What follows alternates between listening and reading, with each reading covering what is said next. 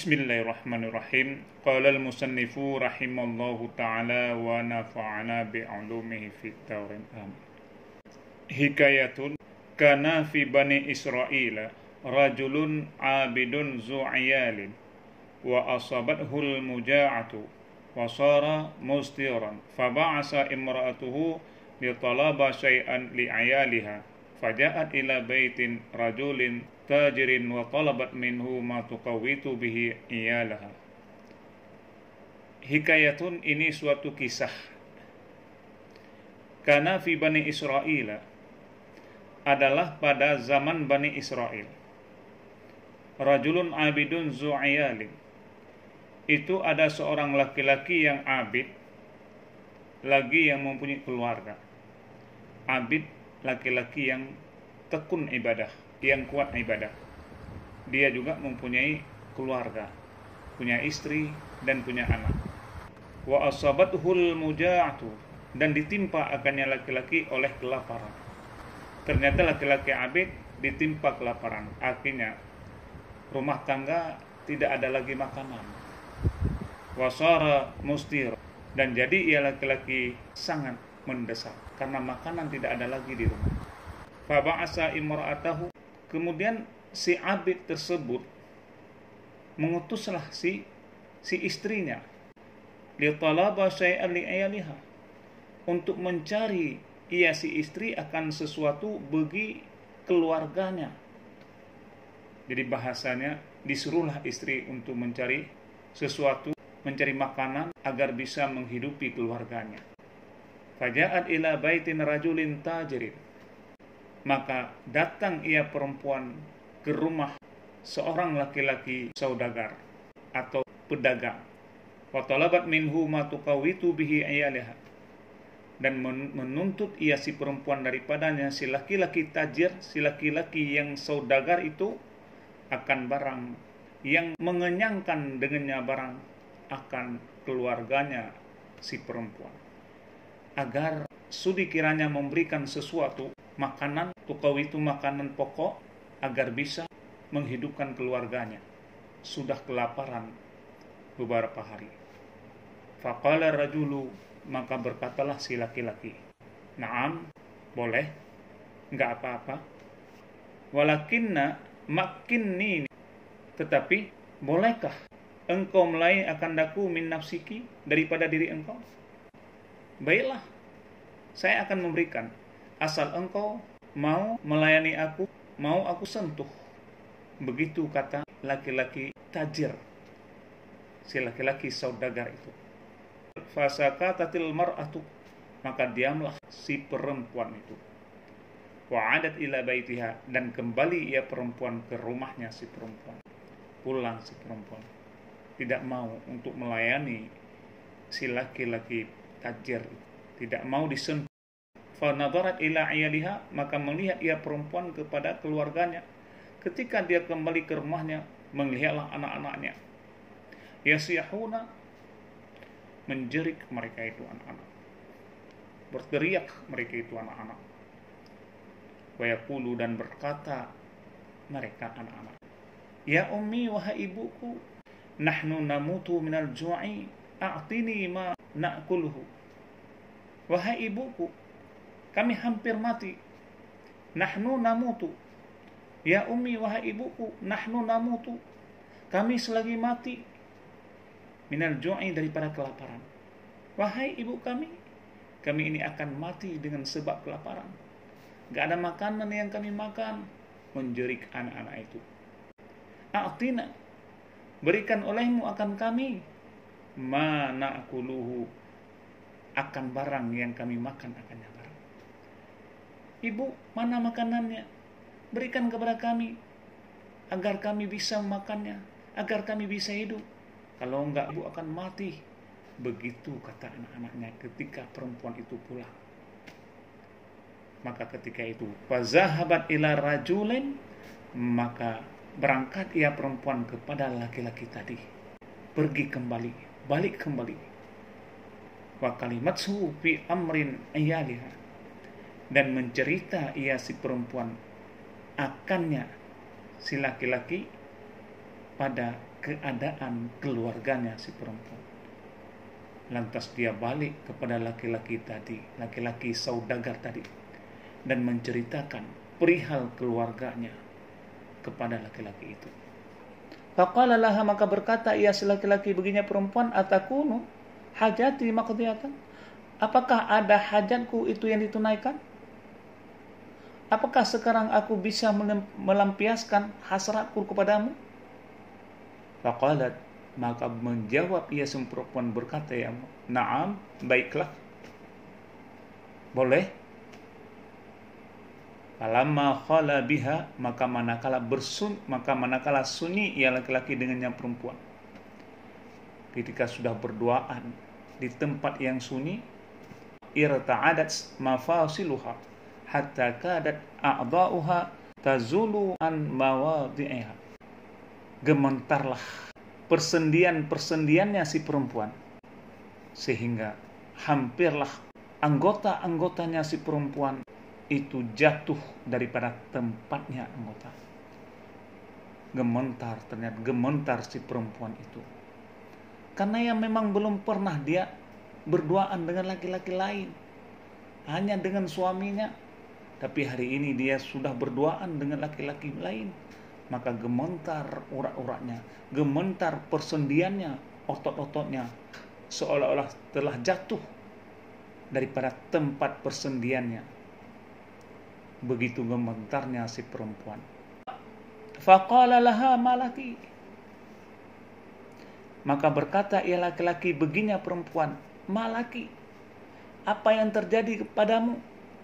Faqalat, maka menjawab ia perempuan, inni akhafullah, sesungguhnya aku takut kepada Allah.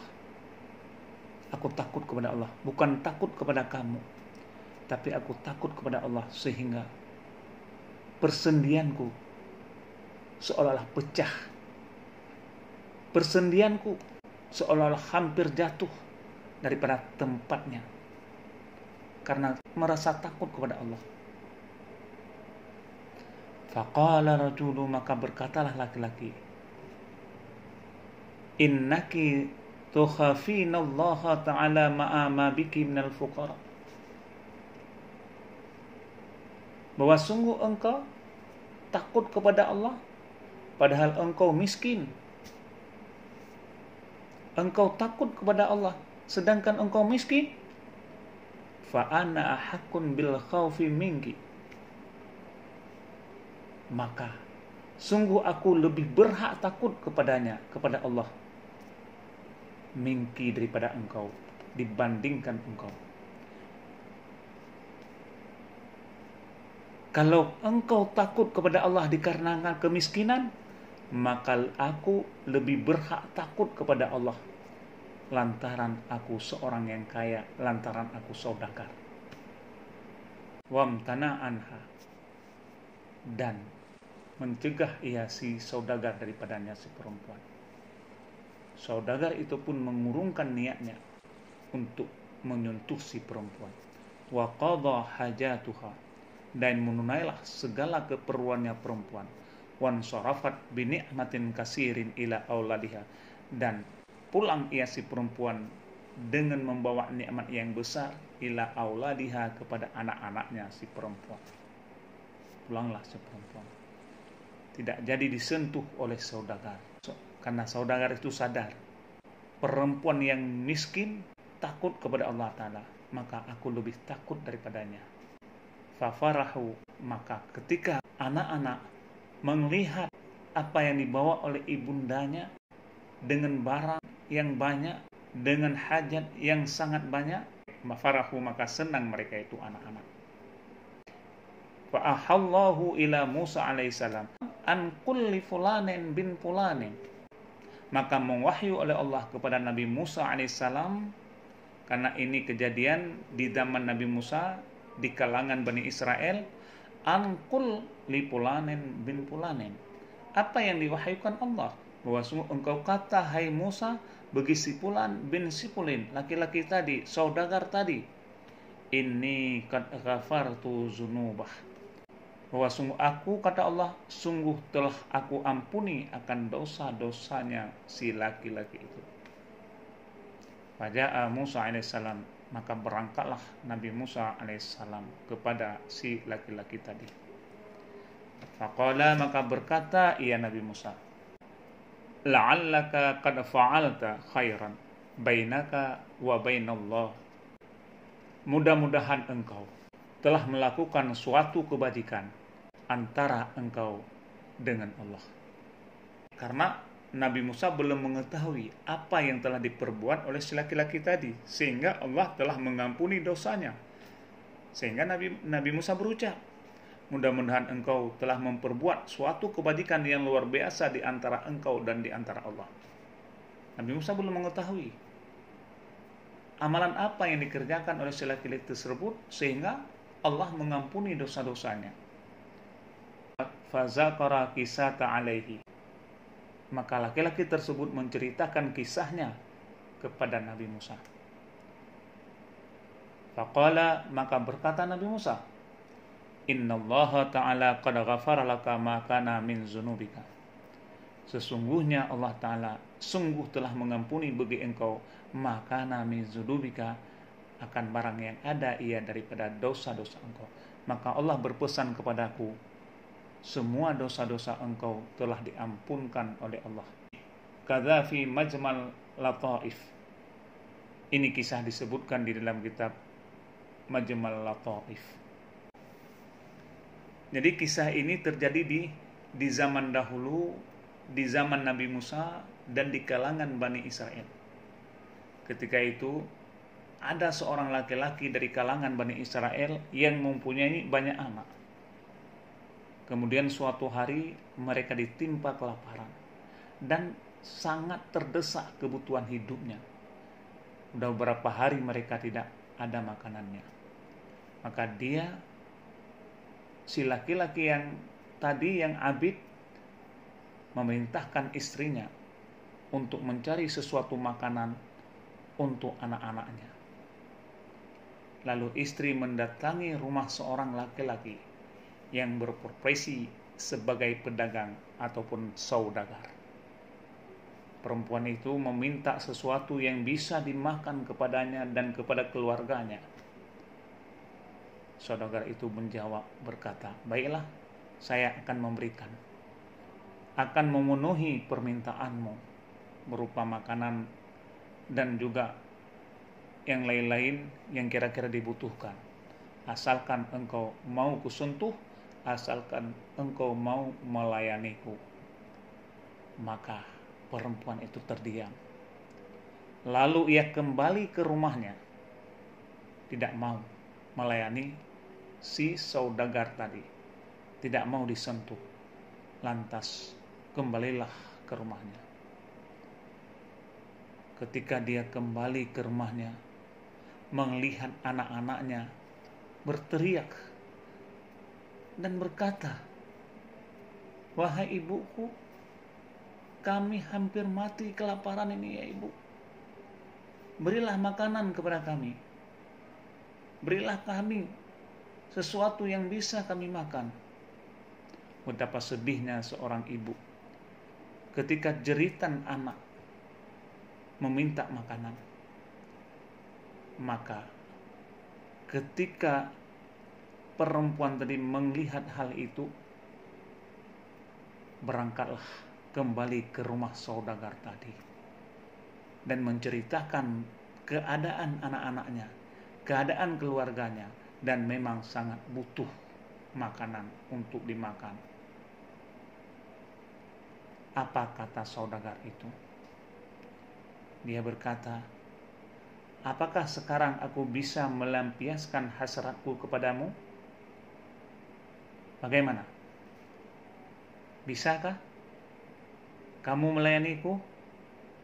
Perempuan itu menjawab, oke, baiklah, saya akan melayanimu, asal kamu memberikan makanan kepada saya dan kepada anak saya. Ketika laki-laki saudagar itu berduaan dengan perempuan itu, maka persendian perempuan itu tiba-tiba gemetar. anggota tubuhnya gemetar, hampir lepas dari badannya, hampir lepas daripada badannya. Dilihatlah oleh saudagar tadi, karena gemetar. Ya memang perempuan itu tidak pernah berduaan dengan laki-laki lain, hanya dengan suami. Tapi ini sudah berduaan dengan laki-laki lain, maka gemetar tubuhnya si perempuan.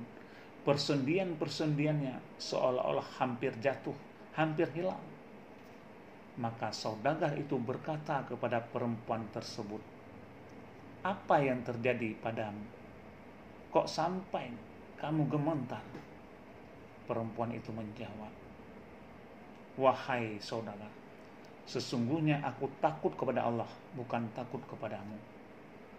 Lantas saudagar itu pun berkata, "Engkau takut kepada Allah padahal engkau miskin. Maka sungguh aku lebih berhak takut kepadanya Allah dibandingkan engkau." Begitu kata saudagar itu. Lebih berhak aku takut kepada Allah karena aku kaya daripada kamu, wahai perempuan. Saudagar itu pun mengurungkan niatnya, tidak lagi menyentuh perempuan itu. Kemudian juga memberikan permintaan-permintaan perempuan itu berupa makanan dan hajat, dan berupa makanan dan keperluan-keperluan lainnya. Maka perempuan itu pulang dengan membawa banyak nikmat, banyak makanan dan keperluan-keperluan lain untuk anak-anaknya. Ketika sampai di rumah, anak-anak pun senang dibuatnya. Ketika sampai di rumah, anak-anak pun merasa